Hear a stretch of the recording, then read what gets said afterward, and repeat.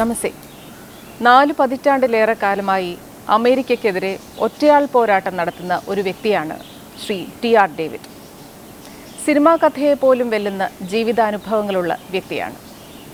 അദ്ദേഹത്തിൻ്റെ അനുഭവങ്ങളെയും ജീവിതത്തെയും കുറിച്ച് പങ്കുവയ്ക്കുകയാണ് ഇവിടെ. സ്വാഗതം. Thank you.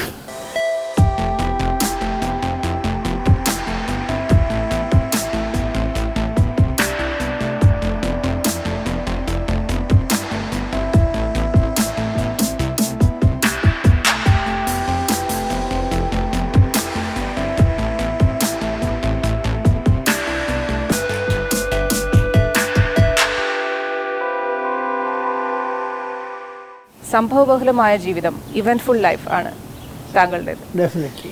കുട്ടിക്കാലം തൊട്ട് ഉള്ള കാര്യങ്ങളിൽ നിന്ന് വരാം.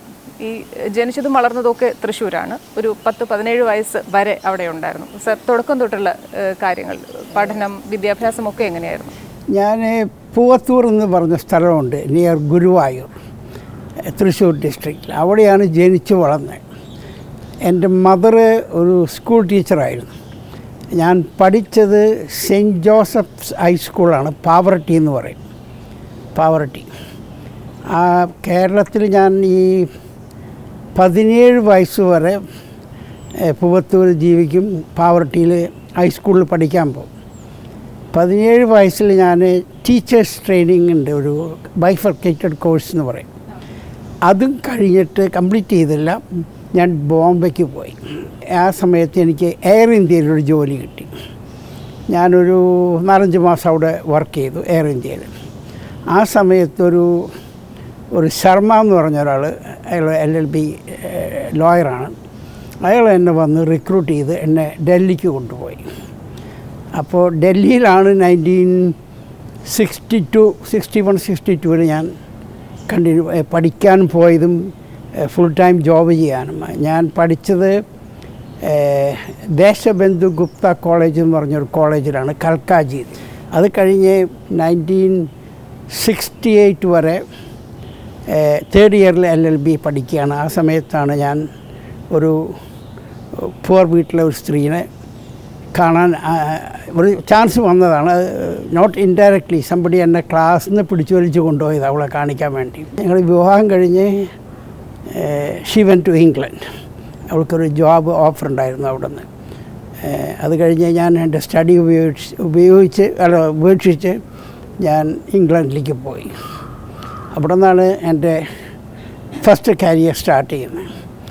ഞാൻ ലോയ്ക്ക് പഠിക്കുമ്പോൾ ഇന്ത്യയിലെ ചീഫ് ജസ്റ്റിസ് ഒരാളുണ്ട്, retired chief justice doctor Teja Singh എന്ന് പറയും. പുള്ളിയുടെ വീട്ടിൽ ഞാൻ പാർട്ട് ടൈം ജോലി ചെയ്യുമായിരുന്നു. It's only short period. And when I was holding so many things, യൂണിയൻ്റെ work, company work, evening class, കോളേജിൽ പോക്ക്, ഐ വാസ് എക്സ്ട്രീംലി ബിസി. പിന്നെയാണ് ഇംഗ്ലണ്ടിൽ എൻ്റെ ലൈഫ് സ്റ്റാർട്ട് ചെയ്യുന്നത്. അവിടെ ഞാൻ ബ്രിട്ടീഷ് പോസ്റ്റ് ഓഫീസിലായിരുന്നു, on her majesty's royal service. അങ്ങനെ ഞങ്ങളൊരു 5-6 കൊല്ലം അവിടെ ജീവിച്ചു, അറൗണ്ട് 7 years. എൻ്റെ 3 daughters were born when we were in England. My eldest daughterൻ്റെ പേര് ആഷ്ലിൻ. അവൾ പേര് മാറ്റി വേറെ പേരാക്കി. ഇപ്പോഴത്തെ മാരീഡ് നെയിം ആഷ്ലിൻ ഹൈനർ എന്നാണ്. സെക്കൻഡ് ഡോട്ടർ, അവളുടെ പേര് ആൻ തലക്കോട്ടൂർ എന്നാണ്. She never married. She is a budding actress, പല മൂവിയിലും ആക്ട് ചെയ്തിട്ടുണ്ട്. She gave me a list of things, I didn't have chance to read even see it. പിന്നെയുള്ളത് ഇളയ മകളുടെ പേരാണ് ജൂലിയ തലക്കോട്ടൂർ എന്നാണ്. ഇപ്പോൾ അവൾ ജൂലിയ ബെന്നറ്റാണ്. And she is undergoing a divorce.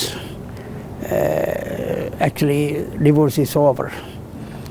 പിന്നെ ഞങ്ങൾ അങ്ങനെ ഇരിക്കുമ്പോഴാണ് അമേരിക്കയ്ക്ക് പോകുന്നത്. ബിക്കോസ് ഇംഗ്ലണ്ട് ഈസ് 7 വർഷത്തെ ഇംഗ്ലണ്ടിലെ ജീവിതത്തിന് ശേഷം. അതെ, അത് കഴിഞ്ഞ് ഈ 3 മക്കളെ ഞാൻ എൻ്റെ വൈഫ് കൊണ്ടുവന്ന് ഇന്ത്യയിലാക്കി temporary.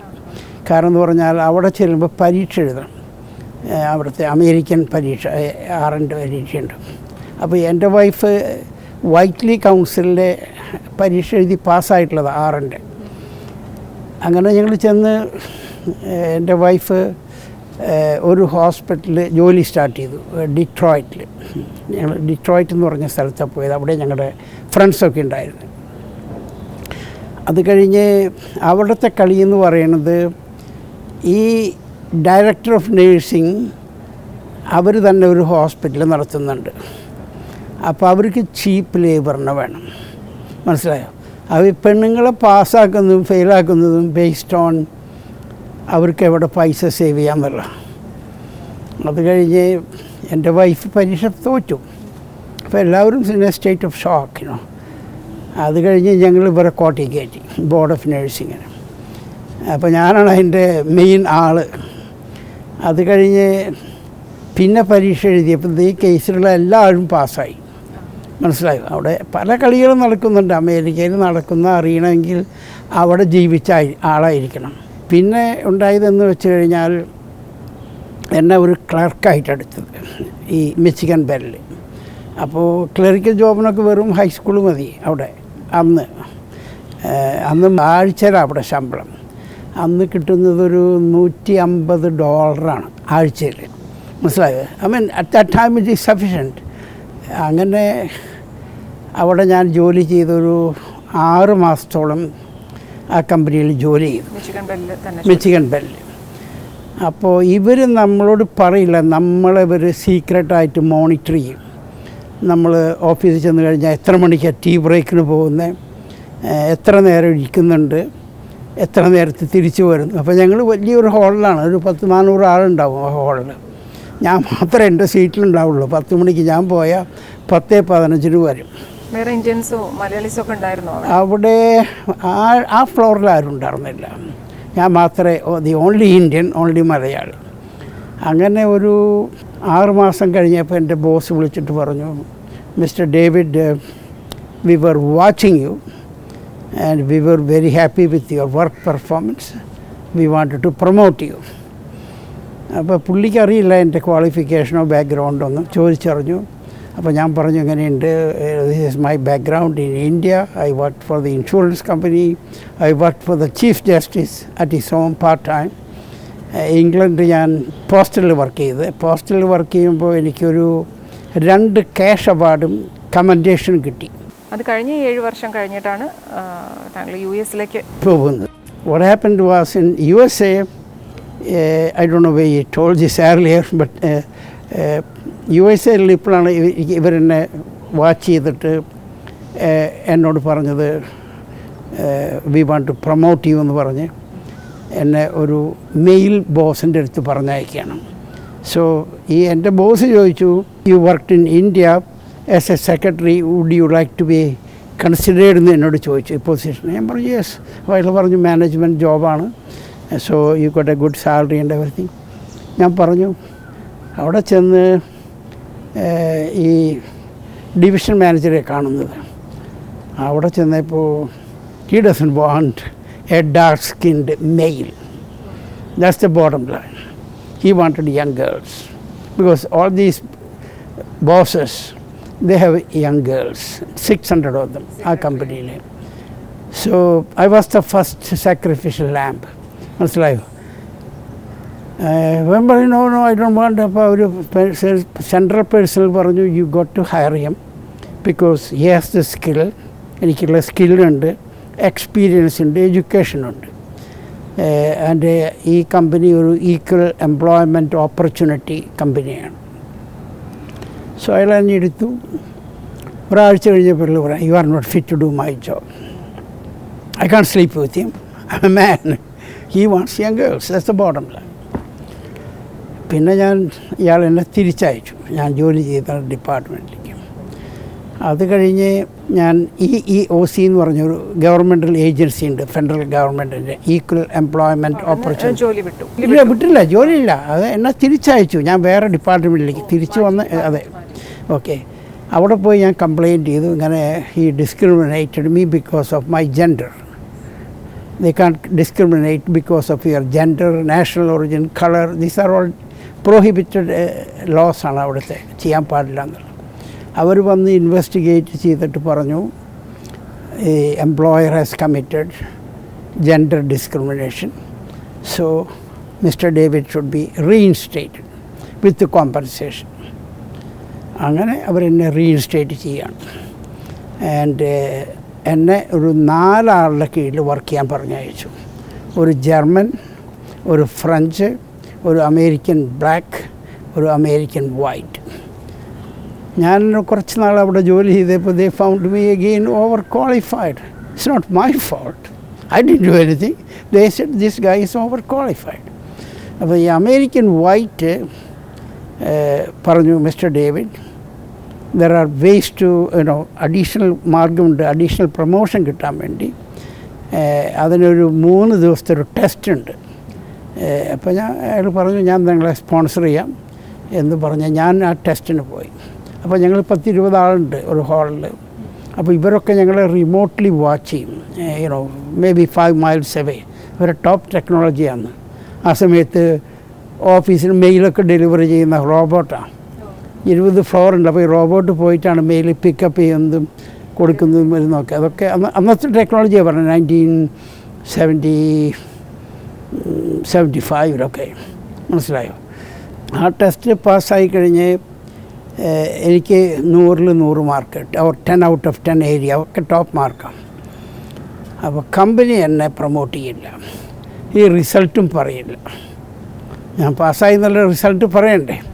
So they used the prior complaint filed against them as a retaliation. മനസ്സിലായോ? റിറ്റാലിയേറ്റ് ചെയ്യാൻ പാടില്ല എന്നാണ്. സോ അത് കഴിഞ്ഞ് ഞാൻ കമ്പനിയുടെ എതിരായിട്ടൊരു റിറ്റാലിയേഷൻ കംപ്ലൈൻറ്റ് ഫയൽ ചെയ്തു. അപ്പോൾ അന്ന് എൻ്റെ ഒരു പുതിയ മാനേജർ വന്നു, ഒരു സ്ത്രീയാണ്. എനിക്കറിയില്ലായിരുന്നു അവൾ US അറ്റോർണിയുടെ വൈഫാണെന്ന്. ഞങ്ങളുടെ ഓഫീസ് ഇവിടെ ഈ ഗവൺമെൻറ്റിൻ്റെ ഫെഡറൽ ഏജൻസിയുടെ ഓഫീസ് ഞങ്ങളുടെ ഇങ്ങനെ ഓപ്പോസിറ്റ് ബിൽഡിങ്ങാണ്. ഒന്ന് ആ സൈഡിൽ റോഡിൻ്റെ, ഒന്ന് ഈ സൈഡിൽ. ഞാൻ അവിടെ ചെന്നപ്പോൾ എന്നെ ഈ US അറ്റോർണി പറഞ്ഞയച്ചു അവിടുത്തെ സ്റ്റാഫ്. അപ്പോൾ അവർക്കൊക്കെ അറിയാം അത് പ്ലാനായിരുന്നു. അവിടെ ചെന്നപ്പോൾ അയാളില്ല, അയാളുടെ ഓഫീസ്. അയാളുടെ ഫ്രണ്ടിൽ ഒരു ഫോട്ടോ ഇരിക്കുന്നു. ആ ഫോട്ടോയിൽ ഈ സ്ത്രീയും ഇയാൾ ഇരിക്കുന്നത് ഹസ്ബൻഡ് ആൻഡ് വൈഫ്. അപ്പോൾ ഞാൻ അവിടുന്ന് ഉടനെ പോന്നു. ഞാൻ എൻ്റെ സീറ്റിൽ വന്നപ്പോൾ ഇവരെന്നെ വിളിച്ച് പറഞ്ഞു, Mister David, we have a opportunity for you to work in our parent company AT&T. Interest ഉണ്ടോ എന്ന് ചോദിച്ചു. അപ്പോൾ ഞാൻ പറഞ്ഞു യെസ്. അപ്പോൾ തന്നെ അവർ ടിക്കറ്റ്, കമ്പനിയിൽ അതിന് ടിക്കറ്റൊക്കെ ഇഷ്യൂ ചെയ്യും. ഫസ്റ്റ് ക്ലാസ് ടിക്കറ്റ് തന്നു. ഐ ഫ്ലൂ ടു ഒർലാൻഡോ എന്ന് പറഞ്ഞ സ്ഥലത്താണ്. അപ്പോൾ അവിടെ എന്ന് പറഞ്ഞാൽ ഞങ്ങൾ ഒരു 1500 ആൾക്കാർ, ഗവൺമെൻറ് US ഗവൺമെൻറ് 1970 ഈ മൊണോപ്പൊളി തകർക്കാൻ വേണ്ടി ഒരു കേസ് കൊണ്ടുവന്നിട്ടുണ്ടായിരുന്നു. അപ്പോൾ ഈ കേസ് ഡിഫെൻഡ് ചെയ്യാൻ വേണ്ടി ഞങ്ങളെ ഒരു 1500 ആൾക്കാരെ ഈ കമ്പനിയുടെ ഈ 22 സബ്സിഡിയറീസ് ഉണ്ട്, അവിടെ നിന്ന് റിക്രൂട്ട് ചെയ്ത് ഇവിടെ കൊണ്ടുപോയി. ഞങ്ങളുടെ ടൈറ്റിൽ ലീഗൽ അനലിസ്റ്റ് എന്നാണ്. ഞങ്ങളുടെ ജോബ് എന്താണെന്ന് വെച്ച് കഴിഞ്ഞാൽ ഈ US ഡിപ്പാർട്ട്മെൻറ്റ് ഓഫ് ജസ്റ്റിസിൻ്റെ ടൺസ് ഓഫ് പേപ്പർ വരും അണ്ടർ ദ ഡിസ്കവറി പ്രൊസീജിയർ, അവർ കൊടുത്തയക്കും. അപ്പോൾ ഞങ്ങളത് വായിച്ചിട്ട് we have to make notes അവിടെ to prove the case against. അങ്ങനെ ഇരിക്കുമ്പോൾ ഇവരും US ഗവൺമെൻറ്റും, ആ കേസിൻ്റെ പേര് USA വേഴ്സസ് AT&T എന്നാണ് കേസിൻ്റെ. It's a long case, went on 15-16 years. അപ്പോൾ ഞങ്ങളുടെ എഗ്രിമെൻ്റ് എന്ന് പറയുന്നത് ഞങ്ങൾ each one of us will work, ഈ കമ്പനിക്ക് ഒരു 5 കൊല്ലം മിനിമം വർക്ക് ചെയ്യണമെന്നാണ്. ബോണ്ട് പോലെയാണ് ജസ്റ്റ് എഗ്രിമെൻറ്റ്. അത് കഴിഞ്ഞാൽ we have to go back to the companies. ഞങ്ങൾ വർക്ക് ചെയ്ത കമ്പനിക്ക് തിരിച്ചു പോകണം. അപ്പോൾ ഇവരെല്ലാ ബെനിഫിറ്റുകളുണ്ട്, ഒരുപാട് ബെനിഫിറ്റുണ്ട്. ദേ ഞങ്ങളുടെ വീട് വിൽക്കും മിച്ചിഗാനിലുള്ളത്. ഇവിടെ വന്നു കഴിഞ്ഞാൽ പുതിയ വീട് മേടിക്കാൻ അവർ കുറേ കോസ്റ്റുകളൊക്കെ തരും. 5 years എഗ്രിമെൻറ്റ്. അങ്ങനെ 2.5 കൊല്ലം കഴിഞ്ഞപ്പോൾ US ഗവൺമെൻറ്റും AT&T ആയിട്ടൊരു എഗ്രിമെൻറ്റിലെത്തി. അവർ പറഞ്ഞു ഈ കമ്പനികളൊക്കെ മുറിച്ച് 2-3 കമ്പനികളെ പിടിച്ച് ഒരു കമ്പനിയാക്കുക, മറ്റ് 2-3 കമ്പനികളെ പിടിച്ച് വേറൊന്നാക്കുക. അങ്ങനെ 4-5 കോമ്പറ്റീഷൻ കമ്പനികളായിട്ട് അവർ തമ്മിൽ കോമ്പീറ്റ് ചെയ്യാം. ആ സമയത്ത് ഇവർ ഞങ്ങളെ വിളിച്ചൊരു മീറ്റിങ്ങിന് വിളിച്ചു. അപ്പോൾ ഞങ്ങളോട് പറഞ്ഞു, ഇത് പേപ്പറിലൊക്കെ വന്നിട്ടുണ്ട്, ന്യൂസ് പേപ്പറിൽ, അപ്പോൾ Mister David, not me, they told all of us, നിങ്ങൾക്ക് 2-3 ഓപ്ഷൻ ഉണ്ട്. ഒന്ന്, നിങ്ങൾ വന്ന കമ്പനിയിലേക്ക് തിരിച്ചു പോകാം, അല്ലെങ്കിൽ വേറൊരു കമ്പനി ഈ വിത്തിൻ ബെൽ സിസ്റ്റത്തിൽ അവിടേക്ക് പോകാം, അല്ലെങ്കിൽ റിട്ടയർമെൻറ്റ് ചെയ്യാം. റിട്ടയർമെൻറ്റ് ചെയ്യുകയാണെങ്കിൽ നിങ്ങളുടെ പെൻഷനും നിങ്ങളുടെ മെഡിക്കലും തരും. ഇവരെന്ത് ചെയ്തെന്ന് വെച്ച് കഴിഞ്ഞാൽ, ഇവർക്ക് വേണ്ട കുറേ ആൾക്കാർ ഇവർ സെലക്ട് ചെയ്തിട്ട് അവർക്ക് ഈ ബെനിഫിറ്റുകളൊക്കെ കൊടുത്തു, ഈ പറഞ്ഞ എഗ്രിമെൻറ്റ്. എന്നെ വിളിച്ചിട്ട് ഈ മിച്ചിഗൻ ബെല്ലിൻ്റെ ഡിവിഷൻ മാനേജർ ഒർലാൻഡോയ്ക്ക് വരിക, അതുകൊണ്ട് പറഞ്ഞൊരു 35,000 ഒരു ചെക്ക് തന്നിട്ട് പറഞ്ഞു, Mister David, take the money, you want to quit. അപ്പോൾ അന്ന് എനിക്ക് എൻ്റെ മകൻ 3 വയസ്സായുള്ളൂ, എൻ്റെ മറ്റേ daughter 7, next one 9, next one 11 or 12. എൻ്റെ ഫാദറുണ്ട് അന്ന് അമേരിക്കയിലുണ്ട്. ആ സമയത്ത് ഇവർ എന്നെ വിളിച്ചിട്ട് ഒരു $5,000 സ്പെഷ്യൽ മെറിറ്റ് ഇൻക്രീസ് തന്നു. മനസ്സിലായോ? മൺഡേ, ഫ്രൈഡേ എന്നെ ഫയർ ചെയ്യുക ജോലിയിൽ നിന്ന്. മനസ്സിലായോ? അത് കഴിഞ്ഞിട്ട് ഇവരോട് ഞാൻ എൻ്റെ വീട് വിൽക്കാൻ പറയുമ്പോൾ ഇവർ ചെയ്യില്ല. അന്ന് ഇൻട്രസ്റ്റ് റേറ്റ് 20% ആയിട്ടുണ്ട്. Never in the history, American ഹിസ്റ്ററിയിൽ 20% ഇൻട്രസ്റ്റ് റേറ്റ് ആയിട്ടില്ല. 0 ആണ് സാധാരണ. ഇപ്പോൾ കാറൊക്കെ മേടിക്കാൻ 0 ആണ്, പലിശ കൊടുക്കണ്ട. ആൾക്കാർ നമ്മുടെ പിന്നാലെ നടക്കുക മേടിക്കാൻ പറഞ്ഞിട്ട്. അന്ന് അതല്ല, സിറ്റുവേഷൻ വേറെയായിരുന്നു. അന്ന് ഈ വലിയ വലിയ എപ്കോട്ട്, ഡിസ്നി വേൾഡ് ഒക്കെ വന്ന് വരുന്നേ ഉള്ളൂ. ഇറ്റ്സ് എ ടൂറിസ്റ്റ് സെൻ്ററാണ് ഒർലാൻഡോ എന്ന് പറയുന്നത്. അപ്പോൾ ഞാൻ പറഞ്ഞു, എനിക്ക് 35 വേണ്ട, ഞങ്ങൾക്ക് സ്മോൾ ചിൽഡ്രൻ ഉണ്ട്. ഞാൻ വീട്ടിൽ പോയി. ഒരു 7 മണിയായപ്പോൾ ഇയാൾ പിന്നെയും വിളിച്ചു, മിസ്റ്റർ ഡേവിഡ്, കം ടുമാറോ, നാളെ ഒരു മീറ്റിങ്ങിന് വരുമോ, നിങ്ങളുടെ വൈഫിനെയും കൊണ്ടുവരണമെന്ന് പറഞ്ഞു. ഞാൻ പറഞ്ഞു, അവിടെ ചെന്നപ്പോൾ ഇയാൾ പറഞ്ഞു, $45,000 തരാം, ക്വിറ്റ് ചെയ്യുമോ എന്ന് ചോദിച്ചു. അപ്പോൾ ഞങ്ങൾ, എൻ്റെ വൈഫുണ്ട് കൂടെ, സംസാരിച്ചപ്പോൾ ഞങ്ങൾ പറഞ്ഞു പൈസ വേണ്ട. We have lot of benefits in the company. Contributory pension തരുമായിരുന്നു. ഞങ്ങൾ ഇത്ര % ഇട്ട് അത്ര അവർ തരണം. 401k എന്ന് പറഞ്ഞൊരു പെൻഷൻ പ്ലാനുണ്ട്. പിന്നെ full life insurance, dental, medical, പല ബെനിഫിറ്റുകളുണ്ട്, ഫ്രീ ടെലിഫോൺ. അപ്പോൾ ഞാൻ പറഞ്ഞു വേണ്ട, I got small children. Then he says, you are fired. There is no basis. ഒരാളെ ഫയർ ചെയ്യുന്നതിന് വല്ല കുറ്റം ചെയ്യണ്ടേ? അപ്പോൾ തിങ്കളാഴ്ച എനിക്ക് $5,000 ശമ്പളം കൂട്ടി തന്നാൽ എവറി 6 months ഒരു റേസ് കിട്ടും. അപ്പോൾ എൻ്റെ സാലറി മച്ച് ലോവറായിരുന്നു. So they have to catch up. അപ്പോൾ കമ്പനിയുടെ എഗ്രിമെൻറ്റ് പ്രകാരം if an employee is terminated, they have to give ഒരു കൊല്ലം വർക്ക് ചെയ്തതിന് 1 മാസത്തെ സാലറി തരണം, കോമ്പൻസേഷൻ. അപ്പോൾ ഞാൻ നിയർലി 8 കൊല്ലം വർക്ക് ചെയ്തിട്ട് 8 മാസത്തെ സാലറി തരണം. ഒരു തരില്ല. വീട് വിൽക്കാൻ പറഞ്ഞു, ബിക്കോസ് അന്ന് ഇൻട്രസ്റ്റ് റേറ്റ് ഹൈ ആയതുകൊണ്ട് ആരും ബയേഴ്സില്ല. അപ്പോൾ ഇവരുടെ എഗ്രിമെൻ്റ് പ്രകാരം ഇവർ ഈ വീട് വാങ്ങിക്കണം എന്നുള്ളതാണ്, whether there is a buyer or not. അവർ ചെയ്യില്ല. എൻ്റെ മൂവിങ് എക്സ്പെൻസ് തിരിച്ച് പറയാൻ പറഞ്ഞാൽ അത് തരില്ല. ഇവരെന്നെ literally held me to economic ransom എന്ന് പറയും, ബ്ലാക്ക് മെയിൽ. മനസ്സിലായി? കോർപ്പറേഷൻ്റെ സ്ട്രാറ്റജിയാണ്. They want to save the money. ഇതിൻ്റെ ഉള്ളിൽ കൂടെ ഒരു കാര്യം പറയാനുള്ളത്, ഈ സമയത്ത് ഈ മിച്ചിഗൻ ബെല്ല് അവരൊരു 1000 ചില ആൾക്കാരെ ലേ ഓഫ് ചെയ്യാം. അപ്പോൾ അവരോടൊക്കെ പറഞ്ഞു, നിങ്ങൾക്ക് ഞങ്ങൾ പെൻഷൻ തരാം, മെഡിക്കൽ ബെനിഫിറ്റും തരാം. അത് കൂടാതെ കണ്ട് സെലക്ട് ആൾക്കാരോട് പറഞ്ഞു 1 കൊല്ലത്തെ സാലറി തരാമെന്ന് പറഞ്ഞു. അപ്പോൾ അതൊന്നും എനിക്കറിയില്ല, വാട്ട് ഈസ് ഗോയിങ് ഓൺ. ഞാൻ അവിടെ നിന്ന് പോന്നു കഴിഞ്ഞിട്ട് ഞാൻ ഫ്ലോറിഡയിൽ, ഒർലാൻഡോയിലാണ് താമസിക്കുന്നത്. അതിപ്പോൾ റിസർച്ച് ചെയ്തപ്പോൾ കണ്ടാണ്. ആ കേസിൽ അവരൊരു ക്ലാസ് ആക്ഷൻ തുടങ്ങി ഈ കമ്പനിക്ക് എതിരായിട്ട്. അപ്പോൾ ഈ ക്ലാസ് ആക്ഷൻ മെമ്പേഴ്സിന് ഇവർ പെൻഷനും കൊടുത്തു, മെഡിക്കലും കൊടുത്തു. അവർക്ക് കൊടുക്കാത്ത 1 കൊല്ലത്തെ അഡീഷണൽ സാലറി ഉണ്ട്, ചില ആൾക്കാർക്ക് കൊടുത്തുള്ളൂ. ആ കേസ് നടക്കുകയായിരുന്നു കോർട്ടിൽ. അതൊന്നും എനിക്കറിയില്ല, ഇതിപ്പോൾ റിസർച്ച് ചെയ്ത് കണ്ടുപിടിച്ചാണ്. അത് കഴിഞ്ഞ് ഇവർ ഈ കൺട്രാക്ട് ചെയ്തിട്ടുള്ള ഒറ്റ ബെനിഫിറ്റും തരില്ല. അങ്ങനെയായിട്ട് ഞാനൊരു മാർഗ്ഗമില്ല, പിള്ളേരെ ഫീഡ് ചെയ്യണ്ടേ, മോർഗേജ് കൊടുക്കണം, 2 കാർ പേയ്മെൻറ്റ് കൊടുക്കണം, സ്വിമ്മിംഗ് പൂളിന് കെമിക്കലും ഇലക്ട്രിസിറ്റിക്ക് ഒരു $300 വേണം ആഴ്ചയിൽ അന്ന്. So it's expensive, we have no വേ.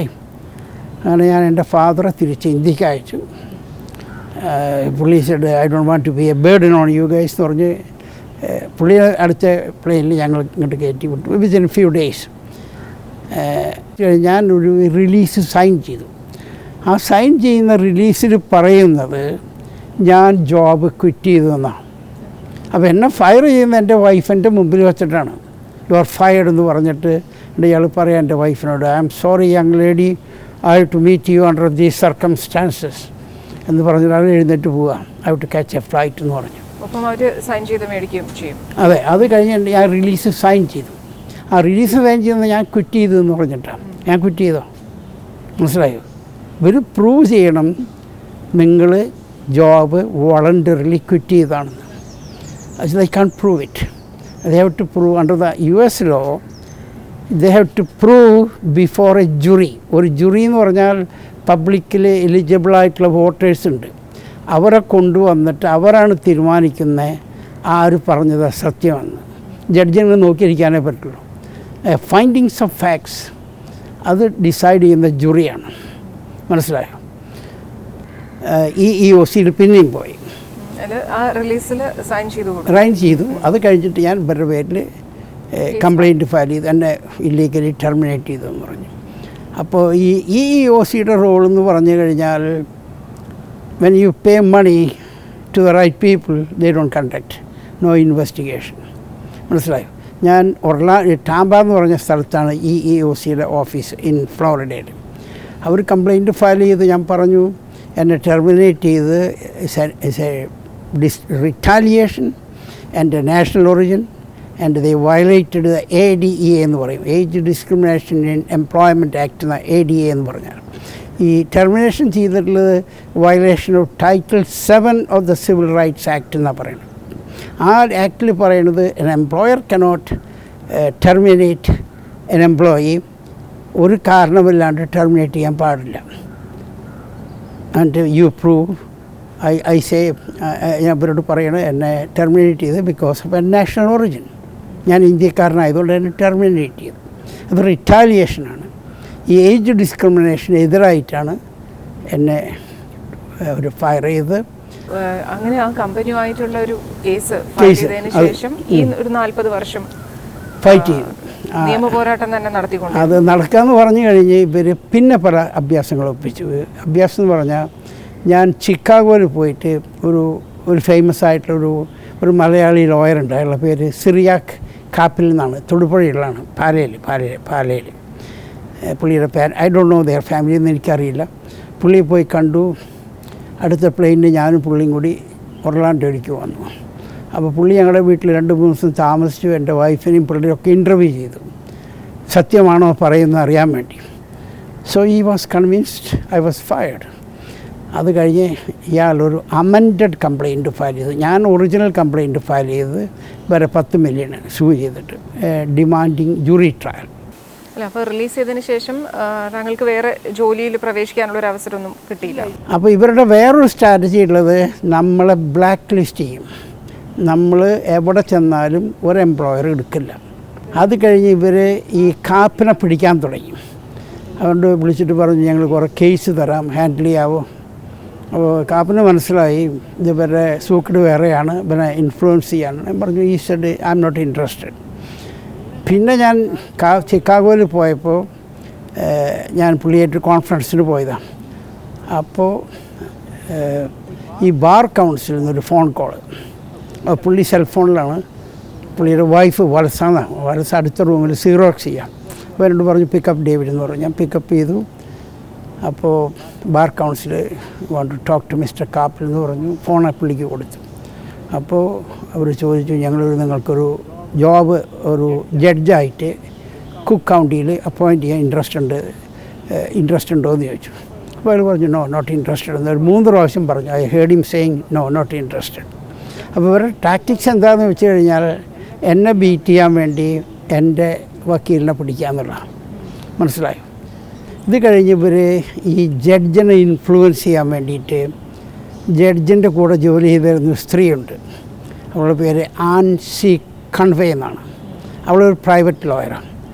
അവളെ പിടിച്ചു കൊണ്ടുവന്ന് ഇവർ ജഡ്ജിൻ്റെ വീട്ടിൽ പോകും. ഇവള് ജഡ്ജിൻ്റെ വീട്ടിൽ പോവും, ജഡ്ജ് ഇവളുടെ വീട്ടിൽ പോവും, ഇവർ പ്രൈവറ്റായിട്ട് മീറ്റ് ചെയ്യാൻ തുടങ്ങി. It is a flagrant violation of the canons of ethics. അത് ഞാൻ വരെ പിടിച്ചു. ഈ ലോവർ കോർട്ടിൽ പോകുമ്പോൾ അവിടുത്തെ കളി എന്ന് പറയണത്, ഇവിടെ ഇന്ത്യയിലെന്ന് പറഞ്ഞാൽ ചീഫ് ജസ്റ്റിസാണ് ഇപ്പോൾ ഇവിടുത്തെ ഹൈക്കോർട്ടിൽ, ആർക്ക് ഏത് പാനലാണ് വേണ്ടതെന്നുള്ളത്. അമേരിക്കയിൽ അങ്ങനെയല്ല, അവിടുത്തെ ക്ലർക്കിൻ്റെ കയ്യിലാണ്. അപ്പോൾ ക്ലർക്കിന് പൈസ കൊടുത്തു കഴിഞ്ഞാൽ ഏത് ജഡ്ജാണ് വേണ്ടതെന്ന് അവനാണ് സെലക്ട് ചെയ്യുന്നത്, ഇവർക്ക് വേണ്ട ജഡ്ജിനെ. അങ്ങനെ ഈ കേസ് ഈ ജഡ്ജിനെ 25 പിടിച്ചു. ഈ ജഡ്ജ് റീഡ് എന്നാണ് പറയണത്. അയാളെ ഞാൻ FBI റിപ്പോർട്ട് ചെയ്തു. അത് കഴിഞ്ഞ് ചീഫ് ജസ്റ്റിസ് US സുപ്രീം കോർട്ടിലെ വാറൻ ബർഗർ എന്ന് പറഞ്ഞ ഒരാൾക്കും റിപ്പോർട്ട് ചെയ്തു. വാറൻ ബർഗർ കിട്ടിയപ്പോൾ സംഗതി എന്നാണെന്ന് മനസ്സിലായിട്ട് ഇയാളോട് രാജിവെച്ചോളാൻ പറഞ്ഞു. ഇയാൾ രാജിവെച്ചു, നാറിയിട്ട് ജഡ്ജ്. അത് കഴിഞ്ഞ് ഇയാൾ വേറൊരു ലോ ഫേമിൽ പാർട്ട്ണറായി വർക്ക് ചെയ്യാൻ തുടങ്ങി. പിന്നെ നടക്കുന്നതാണ് കളികൾ. ഇയാൾ രാജിവെച്ചപ്പോൾ ഈ കേസ് ഈ കോർട്ടിൽ നിന്ന് ഒരു 90 നാഴി അകലെയുള്ള ഒരു കോർട്ടിലേക്ക് മാറ്റി. അവിടെയാണ് പിന്നെ കളികൾ. അങ്ങനെ ഫൈനലി 40 കൊല്ലം കഴിഞ്ഞിട്ടും കേസ് മൂവ് ചെയ്യില്ല. ഈ സെയിം പാറ്റേണാണ്. അവസാനം ഞാൻ US സുപ്രീം കോർട്ടിൽ റിറ്റ് ഓഫ് മാൻഡമസ് ഫയൽ ചെയ്തു.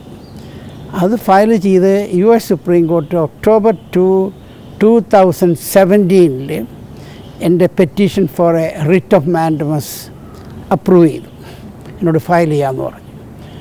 അത് ഫയൽ ചെയ്യാമെന്ന് പറഞ്ഞ് ഞാൻ $300 ഫയലിംഗ് ഫീ, അതും 40 സെറ്റ് ബ്രീഫുണ്ട്, അതും കോർട്ടിൽ കൊടുത്തു.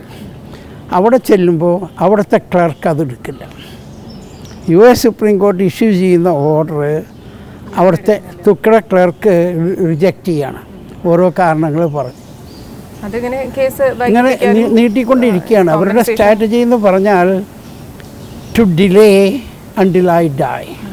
സാധാരണ മനുഷ്യരനെ ഒരു കേസ്, അതും മറ്റൊരു രാജ്യത്താവുമ്പോൾ പ്രത്യേകിച്ചും ഇവിടെ വന്ന് സെറ്റിൽ ആയതിനു ശേഷമെങ്കിലും അത് വേണ്ട പൊക്കോട്ടെ എന്ന് തീരുമാനിക്കും. പക്ഷെ ഒരു ഫൈറ്റ് ചെയ്ത് തന്നെ നിൽക്കുന്നത് ഇപ്പോഴും ഈ ഒരു ഏജിലും 40 വർഷത്തോളമായിട്ട് നിയമയുദ്ധം നടത്തുക എന്ന് പറഞ്ഞാൽ അതൊരു വ്യത്യസ്തമായിട്ടുള്ളൊരു സംഭവം തന്നെയാണ്. സാർ ഇപ്പോൾ ആഗ്രഹിക്കുന്നത്, അവരിൽ നിന്ന് ആഗ്രഹിക്കുന്നത്, ഇപ്പോൾ കോമ്പൻസേഷൻ്റെ കാര്യം പറഞ്ഞു, എന്താണ് അടുത്ത സ്റ്റെപ്പ്? അണ്ടർ ഈ അമേരിക്കൻ ലോ അനുസരിച്ചിട്ട് ഫസ്റ്റ് ഓഫ് ഓൾ ഇത് ഇൻവെസ്റ്റിഗേറ്റ് ചെയ്യേണ്ടത് OFCCP എന്ന് പറയും, office of the federal contractor compliance എന്ന് പറഞ്ഞൊരു ഡിപ്പാർട്ട്മെൻ്റ് ഉണ്ട്. അതിനെപ്പറ്റി ആർക്കും അറിയില്ല. Because I am fighting for just cause. മനസ്സിലായോ? എനിക്ക് കേസ് ഇല്ലെങ്കിൽ ഞാൻ ഫൈറ്റ് ചെയ്യില്ല. At the age of 81, nobody will fight, give up. 40 വർഷത്തെ നിയമ പോരാട്ടം ഇപ്പോഴും തുടരുന്നു. 81ാമത്തെ വയസ്സിലും ജസ്റ്റിസ് വേണം, നീതി നടപ്പാവണം എന്നുള്ള ഉദ്ദേശത്തോടു കൂടി തന്നെ മുന്നേറുകയാണ്. ഈ യുദ്ധത്തിൽ താങ്കൾ വിജയിക്കട്ടെ എന്ന് ആശംസിക്കുകയാണ്. വളരെയധികം നന്ദി. Thank you.